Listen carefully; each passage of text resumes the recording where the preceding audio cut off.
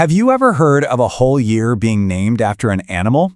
Well, get ready because we're about to dive into an absolutely epic story. It's a clash of power, faith, a sacred place, and an invading army with a pretty unbelievable secret weapon.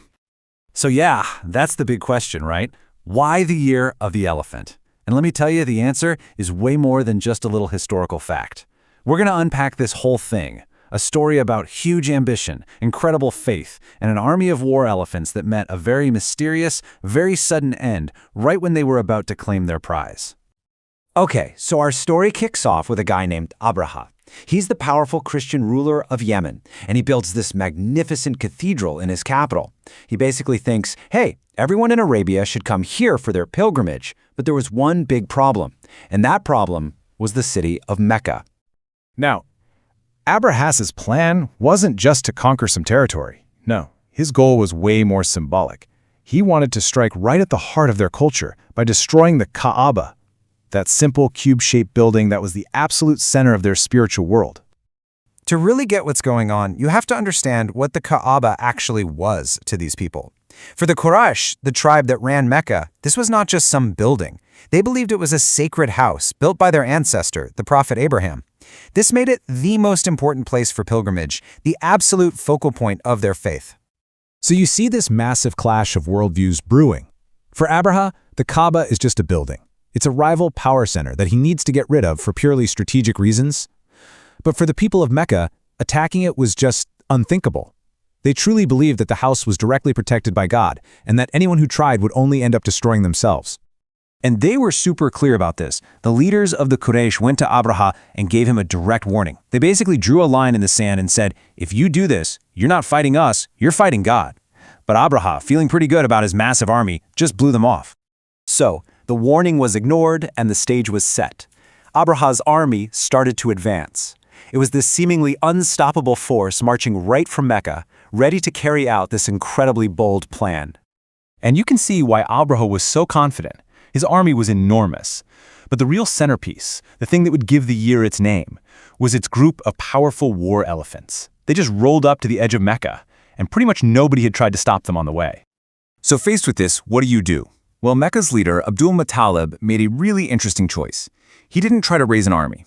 That would have been suicide. Instead, his response was all about faith and a smart retreat.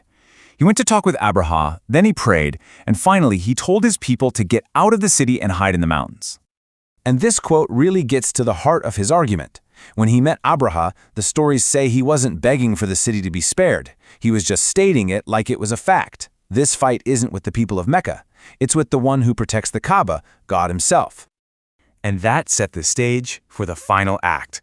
The city of Mecca is completely empty. Its people are watching from the mountains. The warnings have been given and totally ignored. Now, this was the moment of truth. With literally no one left to stop him, Abraha gives the final command, the one that was supposed to seal Mecca's fate and make him the undisputed power in the region. He ordered his army, elephants leading the charge, to go forward and turn the Kaaba into a pile of rubble. And then, the most unbelievable thing happened. The very symbol of Abraha's power, his giant war elephants, just stopped.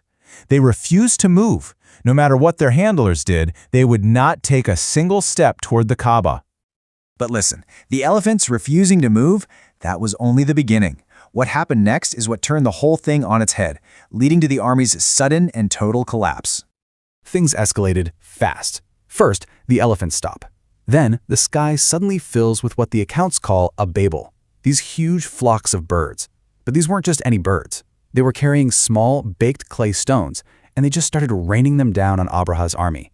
The result was instant and total destruction. Just like Abdul Muttalib had said, right? The unstoppable army wasn't beaten by another army or some brilliant strategy. It was defeated by a miraculous act.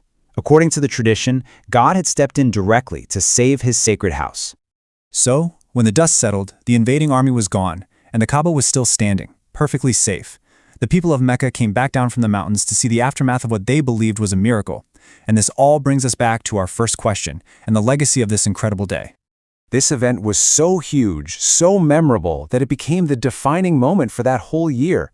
It was named the Year of the Elephant, after the very creatures who first defied the order to attack. It serves as a permanent reminder in history of the day the Kaaba was saved. So, is this a historical account? A powerful story about faith? Or maybe both? For millions, it's a cornerstone of their belief in divine protection. For historians, it's a pivotal moment in the history of Mecca, happening just before the birth of the Prophet Muhammad, who, by the way, is said to have been born in this very same year. It really leaves you wondering, doesn't it?